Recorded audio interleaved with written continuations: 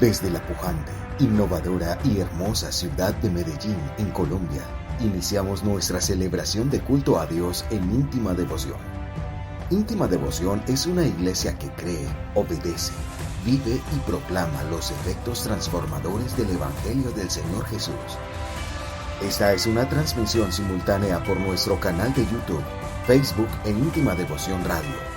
Descarga gratuitamente nuestra aplicación en las tiendas iPhone y Android. Sean todos bienvenidos. No estaba lejos de la casa cuando el centurión mandó unos amigos a decirle: Señor, no te tomes tanta molestia, pues no merezco que entre bajo mi techo. Por eso ni siquiera me atreví a presentarme ante ti.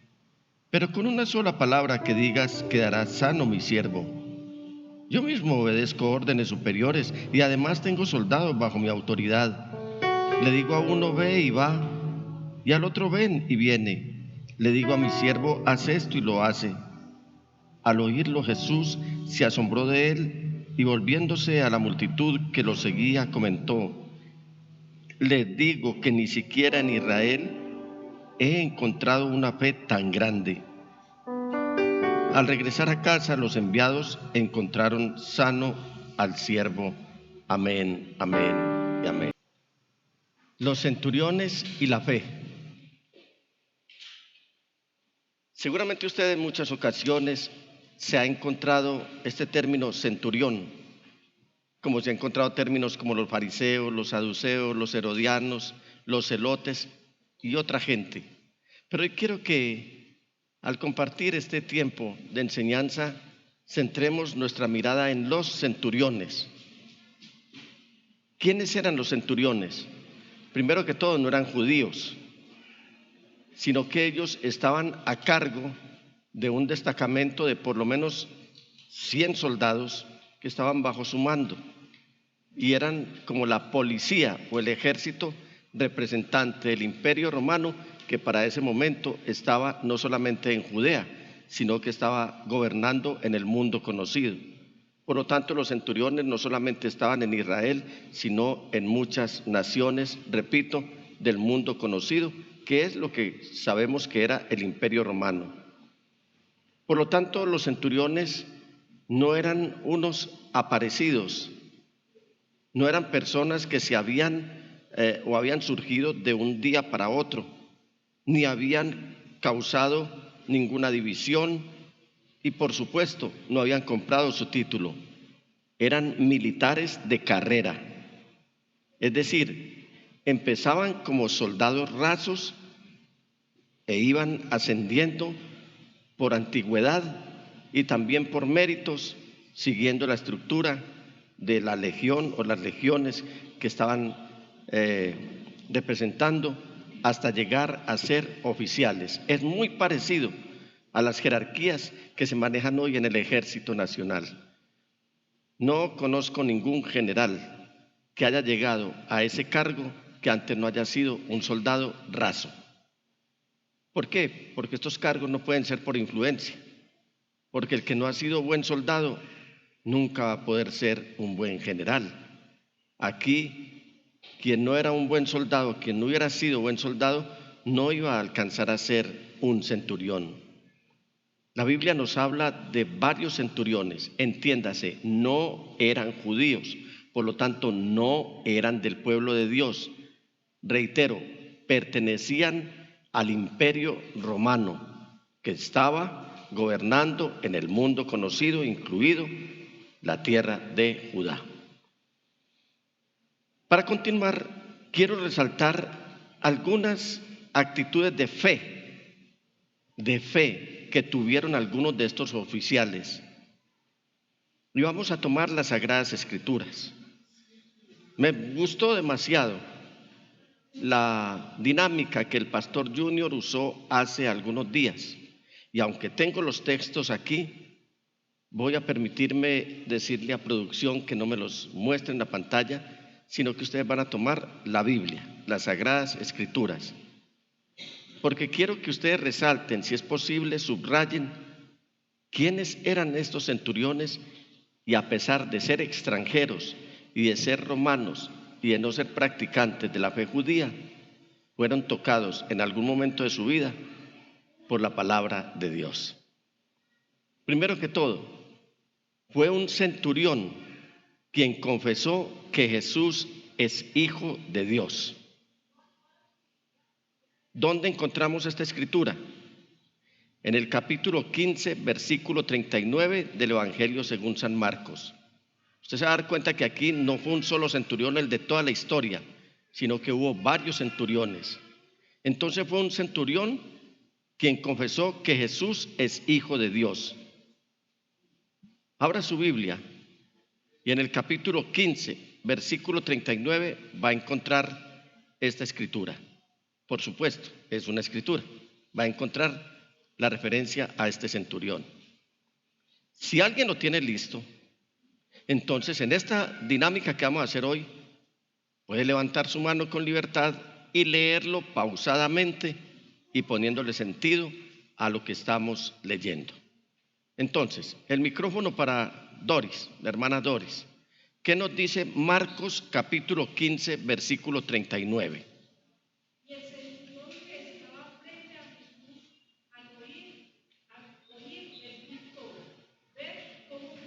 No, y el centurión que estaba frente a Jesús al oír el grito y ver cómo murió, dijo.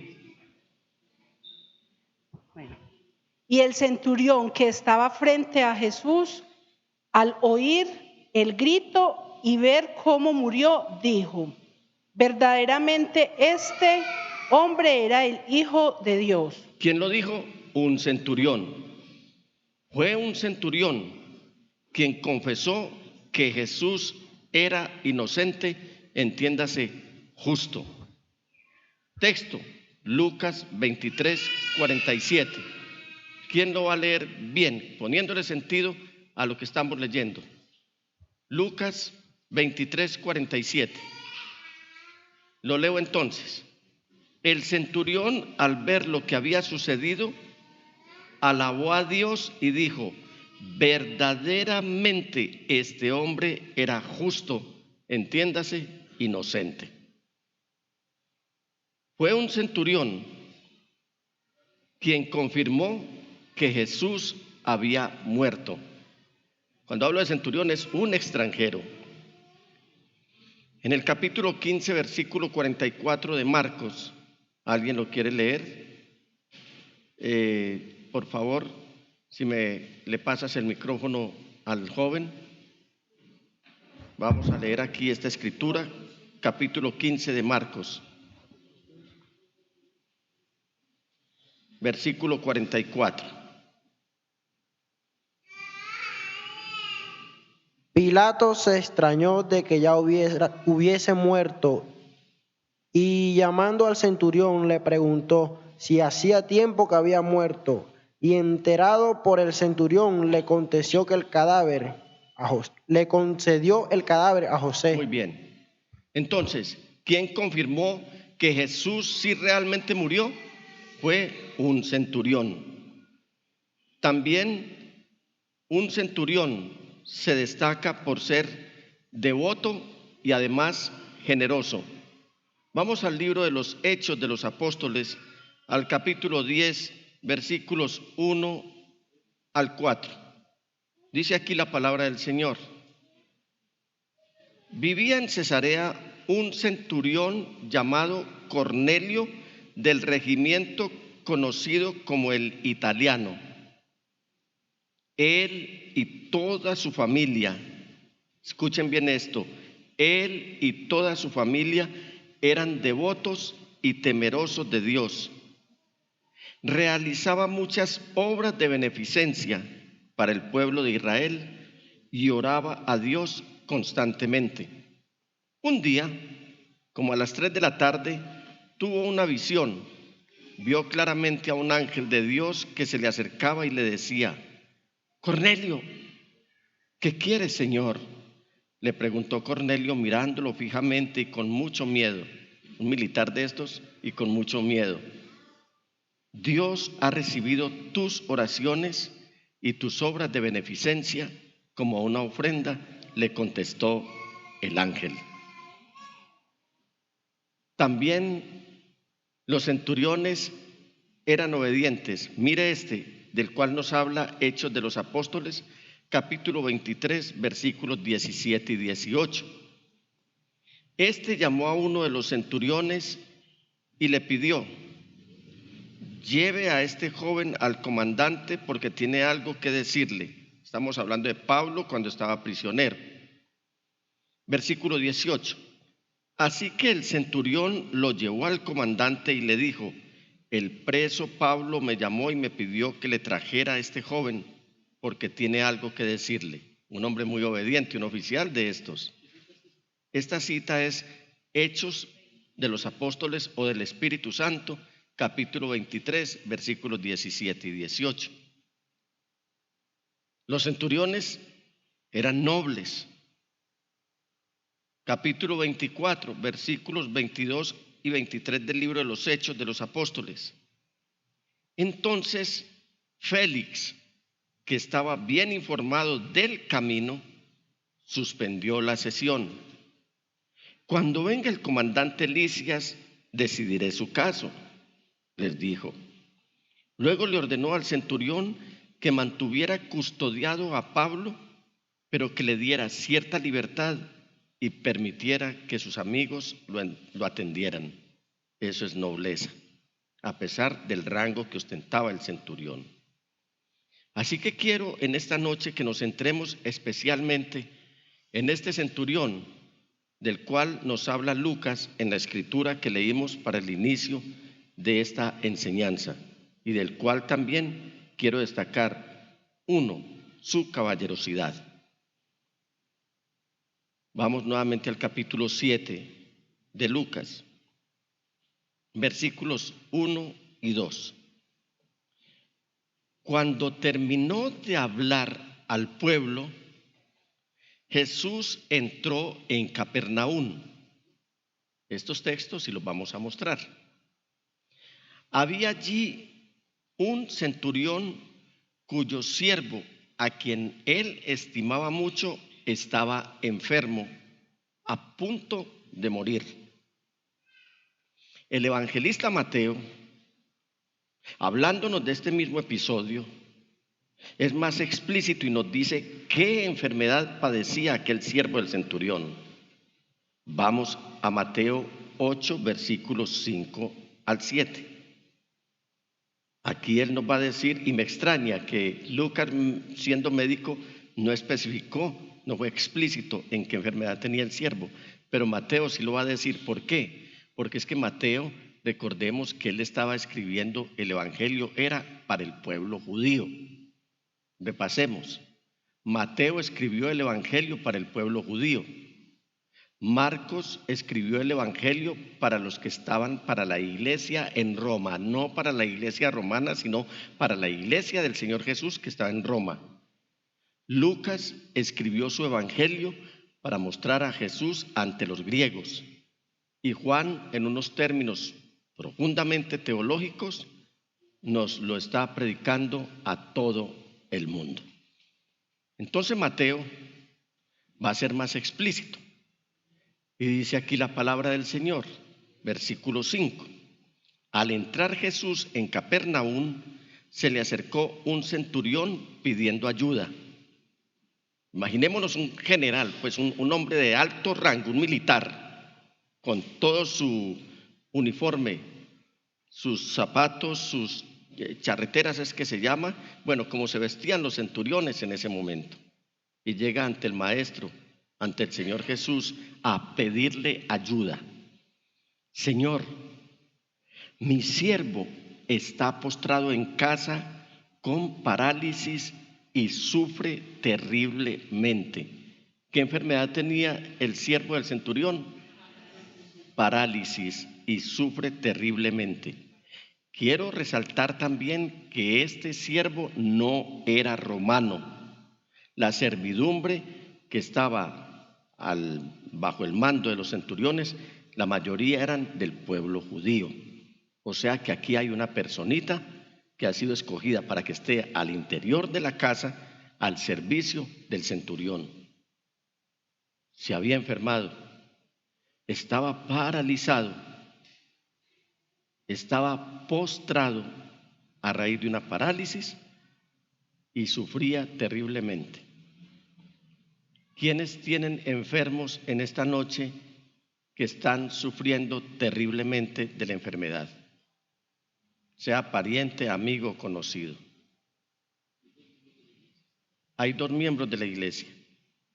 Esta tarde hablé con una anciana de la iglesia que está sufriendo terriblemente de unos dolores que ya los medicamentos no le están obrando y gradualmente le están aumentando su dosis para ver si le logran controlar el dolor, y ella dice: pastor, ya no puedo más. Estuve hablando y orando por ella. ¿Alguien más? Hablo de la hermana Amelia Teortúa, para que la tengamos presente en nuestras oraciones.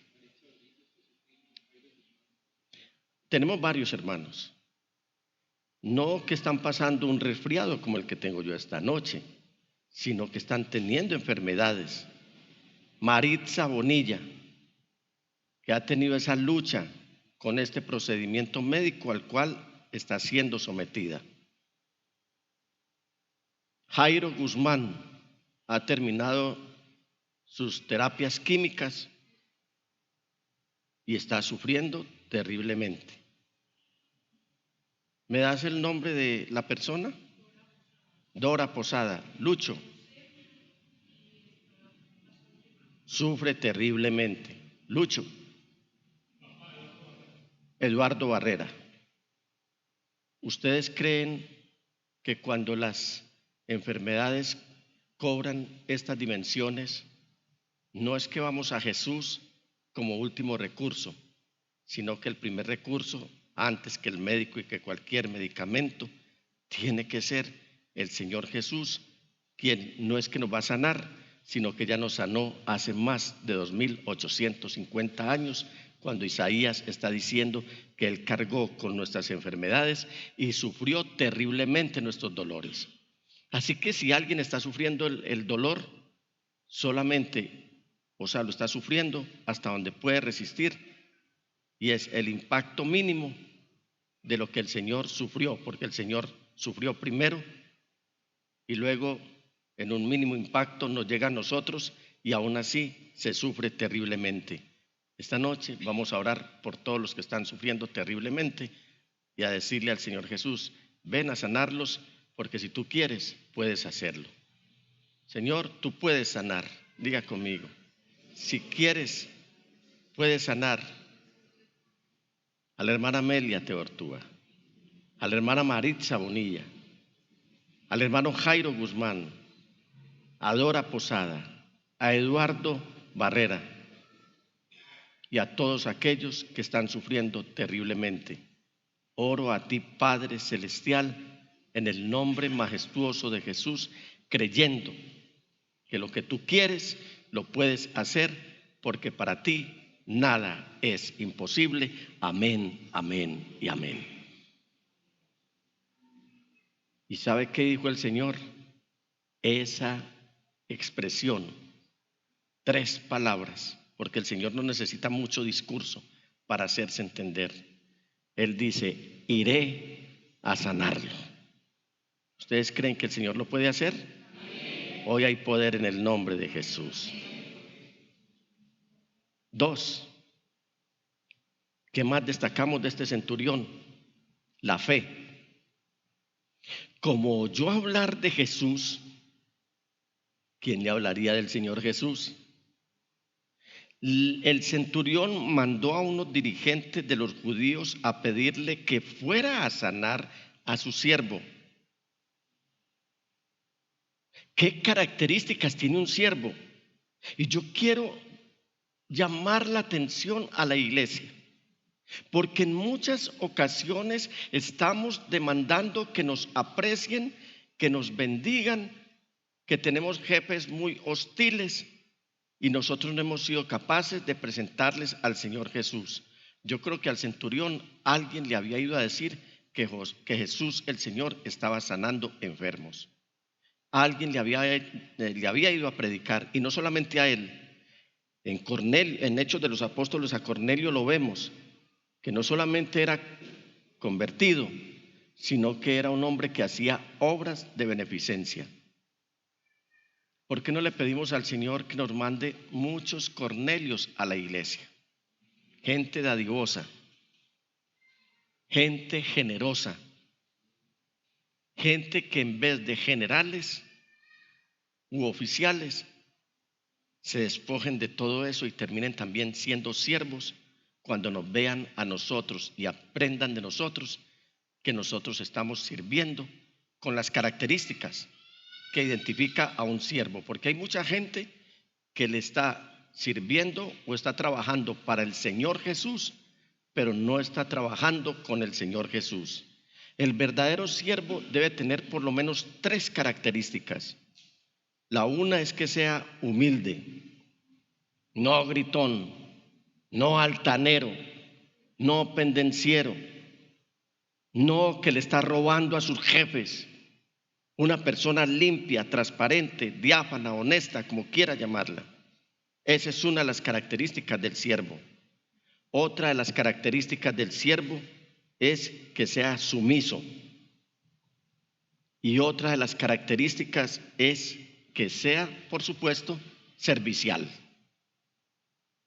3 características que debe llevar todo siervo. Ustedes quieren que gente, sin importar el rango que tengan en medio donde estén, porque sean supervisores o dueños de empresa, o porque sean potentados, o porque sea gente humilde, quieren que vengan a servir al Señor, entregando sus vidas de lleno, pues empiecen ustedes también, iglesia, a mostrar esas aptitudes de ser siervos, dando ejemplo en humildad, en sumisión y en servicio.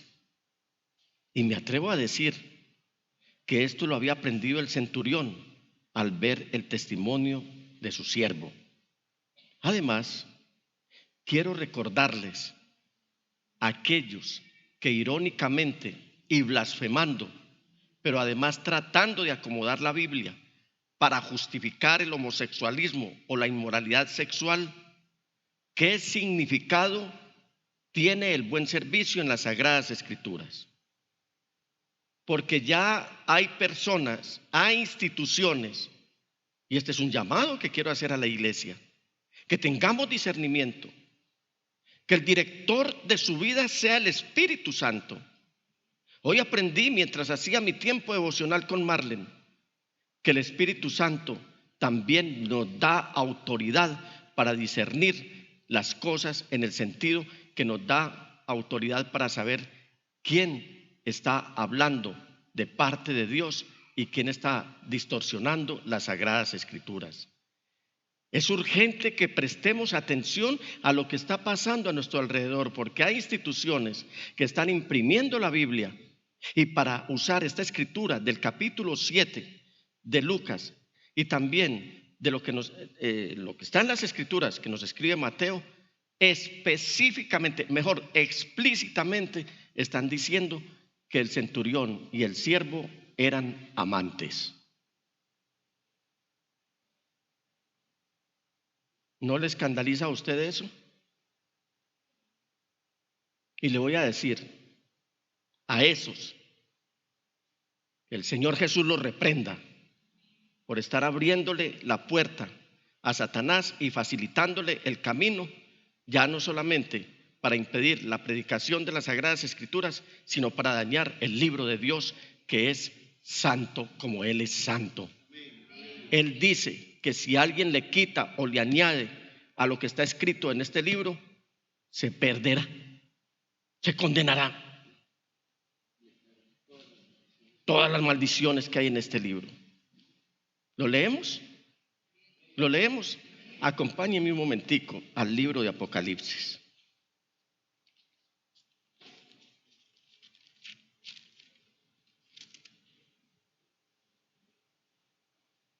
Capítulo 22, versículo 18.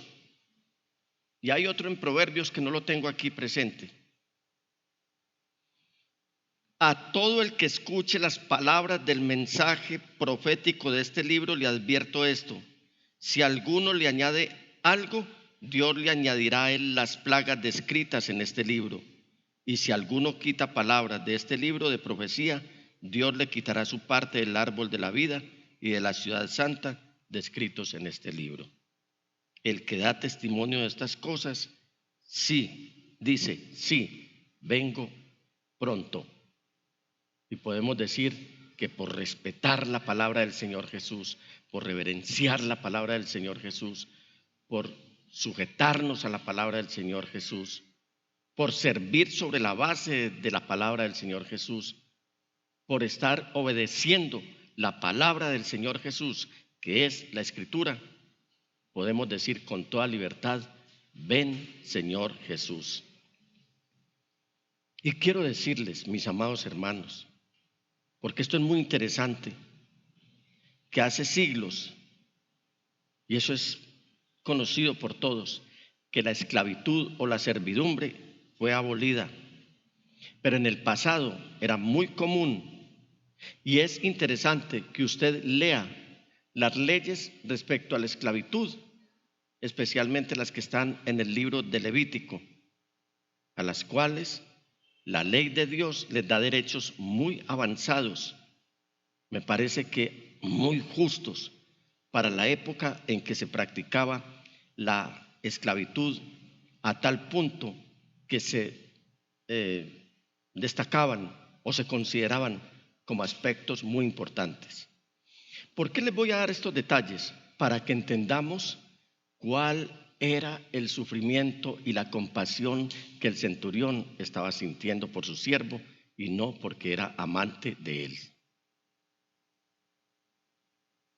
Había leyes como estas: el que compra un esclavo es como si adquiere un patrón para sí mismo o un amo para sí mismo. Enumeremos algunas de estas leyes relativas a los esclavos. Nunca se puede el amo sentar a comer si sus siervos o sus sirvientes no comieron ya. Era una ley. Hoy, desgraciadamente, hay gente que contrata el servicio, sobre todo de señoras, para que les ayuden en los menajes de la casa, y produce ganas de llorar cuando uno oye decir a estas mujeres que trabajan de sol a sol, que las despiden no solamente con una mala paga, sino que tienen que llevar el almuerzo o la porción de comida para su trabajo. Porque francamente hay gente que vocifera y está maltratando especialmente a cierta raza de nuestra sociedad.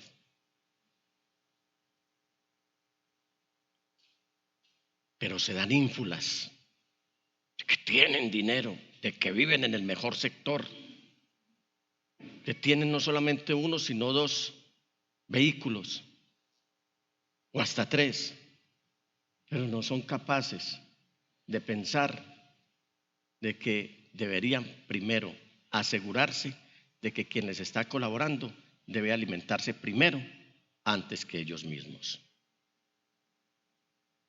Piense entonces por lo que estaba pasando este centurión, porque era un hombre justo que se estaba acogiendo a estas leyes. El siervo debe comer lo mismo que el amo, no los sobrados. Se le comparte de lo mismo que se hizo para la familia. Otra ley: si solamente hay una almohada y solamente hay una cama, en un caso extremo, el amo debe cederle o le cedía la cama y la almohada a su siervo antes que dejarlo pasar incomodidades.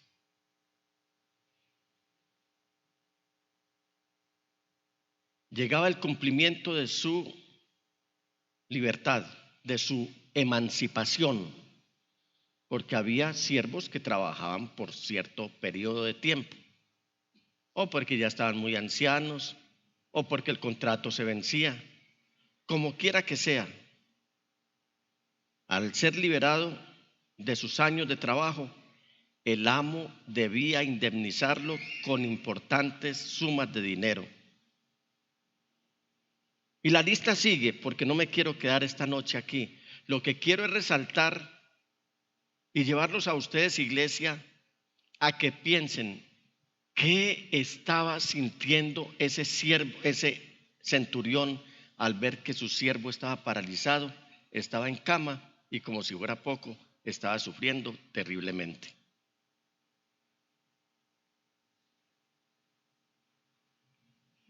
Eso es nobleza.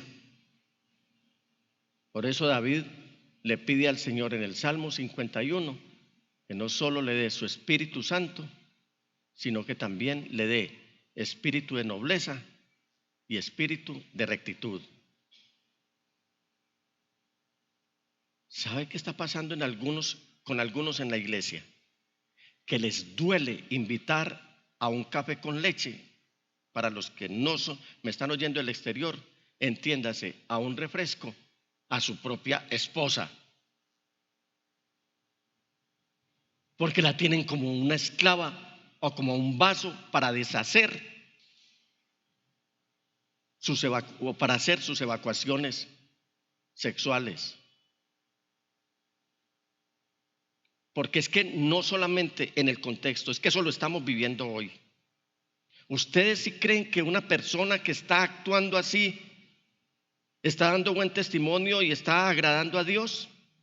Permítanme decirles, no es un cristiano. A lo sumo lo haciendo a cristianoide. No es un temeroso de Dios. Porque la palabra del Señor está equiparando el respeto que se le daba o se le debía dar al siervo. ¿Y sabe cómo lo toma también? Lo lleva al estatus de ser prójimo, de darle trato como a los empleados o a cualquier persona que esté a nuestro cargo con lo más sagrado, que es el respeto que le debemos a Dios mismo. Quien no respeta a su siervo, a su empleado,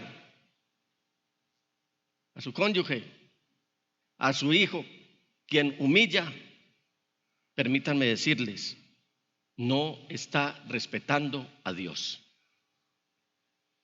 Y uno podría pensar, la palabra de Dios y sus mandamientos son muy importantes, pero si soy un poco duro con mis siervos, no pasa nada. Que los hay, los hay. Los hay, los hay. La palabra de Dios la tomo muy solemnemente y la leo diariamente, ordenadamente y fervientemente. Pero puedo hacer y deshacer con los que están bajo mi autoridad y no pasa nada. ¿Ustedes creen que no pasa nada? Sí pasa. Porque el mandamiento es: ama al que está próximo a ti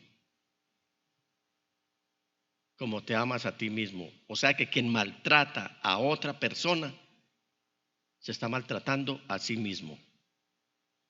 Y las Sagradas Escrituras nos dicen que así como la ley de Moisés es importante, no lo son menos las otras leyes que incluyen las leyes en cuanto al trato hacia los siervos, porque las dos Escrituras son igual de importantes.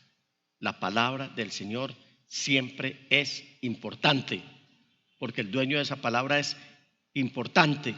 Por eso es necesario que Él sea importante y que yo decrezca.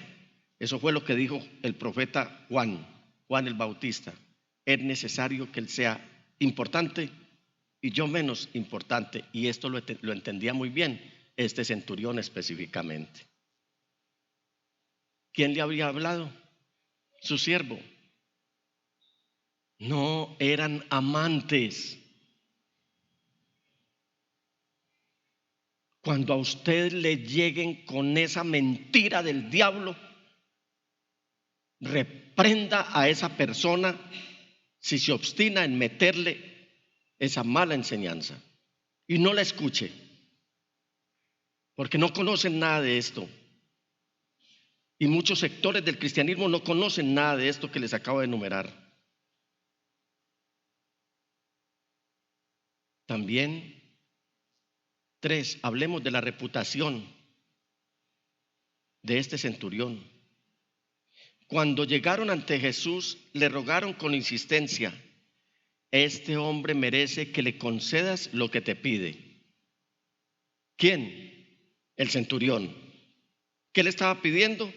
Que fuera y sanara a su siervo que sufría terriblemente a causa de una parálisis. Entonces, ¿cuál es la reputación de la cual gozaba este centurión? Versículo 5. Yo quisiera que producción me fuera poniendo los textos solamente en la medida que yo los vaya leyendo, no me los anticipen, por favor. ¿Qué es lo que está pidiendo? Aprecia tanto a nuestra nación, son los judíos los que le están diciendo al Señor Jesús, que nos ha construido una sinagoga. O sea que era un hombre también generoso y gozaba de buena reputación. Piense usted en algún oficial del ejército colombiano que algún día llegue aquí y nos diga: bueno, voy a comprar este templo para ustedes y se lo voy a hacer más moderno. Pero si esa persona llega a tener una calamidad como la que está pasando con su servidumbre, y nosotros decirle al Señor: Señor, por esa obra que Él está haciendo con nosotros, por favor, escucha su petición. Con Dios no funciona la mezquindad. Con Dios funciona la generosidad. Hoy nos están atacando a nosotros los pastores, que porque somos ladrones, que porque estamos pidiendo diezmos. Aquí es parte de nuestra liturgia, es parte del culto y usted lo sabe muy bien. Ladrón no es el que recibe los diezmos. Ladrón es el que no entrega los diezmos, es lo que dice la palabra del Señor. Roba al Señor quien no trae los diezmos. Eso es lo que dice la palabra del Señor en Malaquías. Entonces ladrón no es el ministro. Ladrón es el que no entrega los diezmos al Señor. Aquí vemos a un hombre generoso. Y debo antes que nada hacer la siguiente precisión. Aunque los judíos, frente al imperio romano, que era tan numeroso, eran una marcada minoría, ellos, sin embargo, lograron atraer a muchos simpatizantes que se convirtieron a su comunidad, permitiendo así que los gentiles tuvieran variados niveles y a la vez se iban adhiriendo al judaísmo para ese momento. Hoy, ¿qué estamos haciendo para atraer personas que sigan a Jesús el Señor? ¿Sabe por lo menos cuántas categorías de extranjeros se convertían o que se convirtieron al judaísmo, tenían una identidad para resaltar una identidad marcada? 1, eran benefactores. Había personas que se convertían y se destacaban porque Dios así lo ponía en su corazón por ser benefactores. Y así siguió la tradición cuando ellos empezaron a conocer el cristianismo, como el caso de Cornelio. Apoyaban a la iglesia como generosos benefactores, entre quienes estaban algunos centuriones que no eran judíos, repito, sino romanos. También había personas que se denominan temerosos de Dios. ¿En qué consistía el temeroso de Dios? Aquel que para su momento, en el contexto histórico en el que estamos hablando, se convertía al judaísmo siendo de cualquier otra región del mundo. Se convertía al judaísmo, abrazaba la ley, pero no se sometía a rituales como la circuncisión. Mejor dicho, no era fanático, sino que vivía una vida de temor a Dios como la debe vivir la iglesia hoy. Porque la verdadera relación con Dios debe ser no una relación legal, sino una relación de amor. No seguir a Jesús por miedo, sino seguirlo porque lo amamos. Esa debe ser nuestra relación. Y estaban los prosélitos, que esos sí abrazaban el judaísmo, pero lo abrazaban con toda. Esos sí practicaban todos los rituales y se sometían a todo lo que establecía el judaísmo. Pero quiero destacar solamente los benefactores. Y noto que los centuriones, la mayoría de los cuales nos habla la Biblia, eran benefactores. Hay personas que llegan a la iglesia y sin oír el primer sermón acerca de ofrendas, diezmos, votos o demás, por iniciativa propia y de parte de Dios empiezan a ejercer un acto de generosidad. Y esto lo hacía este centurión, por lo cual se ganó la reputación de poderle llevar esa carta de presentación al Señor Jesús y decirle: ese hombre nos construyó una sinagoga. ¿Qué más vemos en este centurión? La confianza. 4. Versículos 6 y 7. Así que Jesús fue con ellos. No estaba lejos de la casa cuando el centurión mandó unos amigos a decirle: Señor, no te tomes tanta molestia, pues no merezco que entres bajo mi techo. Por eso ni siquiera me atreví a presentarme ante ti. Qué humildad la de este hombre. Pero mire la confianza también. Pero con una sola palabra que digas, quedará sano mi siervo. ¿Y sabe cuántas palabras dijo el Señor Jesús? 3. El centurión pidió una y el Señor dijo 3. Iré a sanarlo. Porque nosotros podemos pedir una y el Señor la puede triplicar. ¿Creen ustedes que hoy el Señor puede hacer un milagro? Basta con que tengamos confianza en Él. Otra, ya dijimos que los siervos eran sumisos, pero yo ahora veo aquí a este hombre sumiso. Versículo 5, punto 5, versículo 8 de este capítulo 7 de Lucas. Yo mismo, mire cómo dice, yo mismo obedezco órdenes superiores y además tengo soldados bajo mi autoridad. Le digo a uno, ve, y va. Le digo a otro, ven, y viene. Pero mira lo que dice aquí a los siervos. Ya se refiere al siervo. Por eso este hombre estaba sufriendo tanto. Ya no dice a los soldados, sino que dice: le digo a mi siervo, haz esto, y lo hace. Todos estamos bajo autoridad. Por muy alto rango que ocupemos, por muy alto puesto que tengamos, estamos todos bajo autoridad. Quien está fuera de la autoridad es un anarquista, y los anarquistas tampoco heredarán el reino de los cielos. ¿Por qué? Porque la sumisión es el primer paso para mostrarse conforme con la autoridad.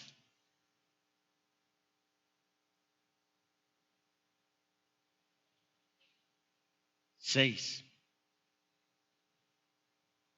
El comentario. Versículos 9 y 10. Al oírlo, Jesús, nadie de los que había ahí, sino Jesús, se asombró de él. Y volviéndose a los curiosos, volviéndose a la multitud que lo seguía, comentó: les digo que ni siquiera en Israel he encontrado una fe tan grande. Al regresar a casa, los enviados encontraron sano al siervo. Porque el Señor Jesús puede sanar a distancia o presencialmente, porque Él es omnipresente, Él es omnipotente, Él es omnisciente y Él tiene autoridad aún sobre la más terrible enfermedad. ¿Lo creen, hermanos? Alabado sea el Señor Jesús. ¿Dónde aprendió este siervo todo esto? Este centurión, que ahora lo vemos es como un siervo, lo aprendió seguramente de esa calidad espiritual y humana que tenía el siervo que ahora estaba enfermo y que por eso estaba sufriendo, no porque era su amante. ¿Qué lecciones aprendemos aquí? La primera, tu vida de fe, hermano, y tu testimonio son pilares fundamentales para ganar a otros, empezando por el servicio.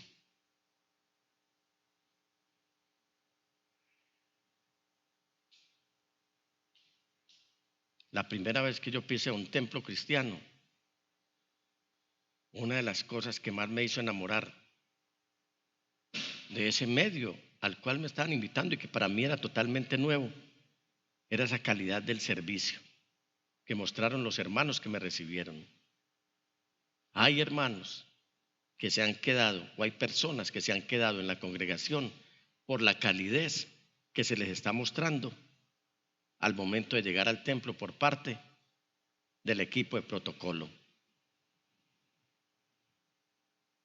Por eso, tu vida de fe y tu testimonio son pilares fundamentales para ganar a otros, empezando por el servicio. El Señor Jesús te va a recompensar si le sirves obediente, sumisamente. ¿Y cuál más? Son tres, las humildemente, sumisamente y servicialmente. Si quieres sentirte bien contigo mismo, comienza sirviendo a otros.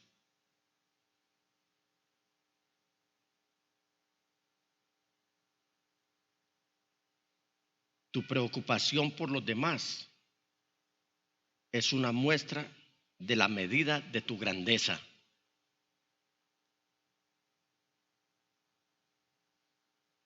El Señor Jesús lo dijo. ¿Ustedes quieren ser grandes? ¿Quieren ser importantes? Entonces sirvan más.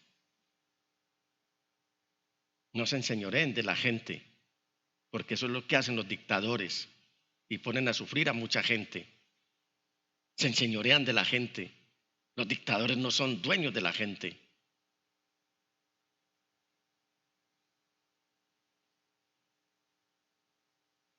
Debes asegurarte de que tu preocupación por los demás esté acompañada de buenas acciones.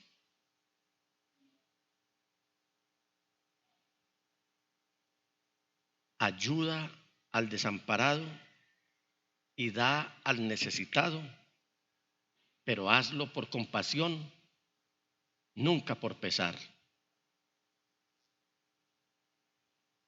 Porque a la postre es mejor dar que recibir. Es lo que dice la palabra del Señor. Para alcanzar todo esto y más, debes estar listo para ser sumiso, humilde y preparado para obedecer la dulce y apacible voz del Espíritu Santo. Él te enseñará cómo saber la voluntad de Dios.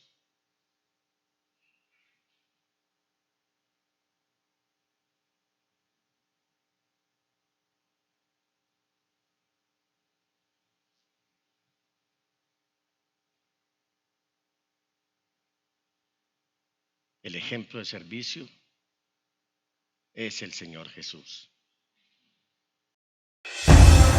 Desde la pujante, innovadora y hermosa ciudad de Medellín, en Colombia, hemos transmitido la celebración de culto a Dios en íntima devoción. Íntima Devoción es una iglesia que cree, obedece, vive y proclama los efectos transformadores del Evangelio del Señor Jesús. Descarga gratuitamente nuestra aplicación en las tiendas de iPhone y Android y síguenos en Facebook, YouTube, Instagram y Twitter como Íntima Devoción. Hasta pronto.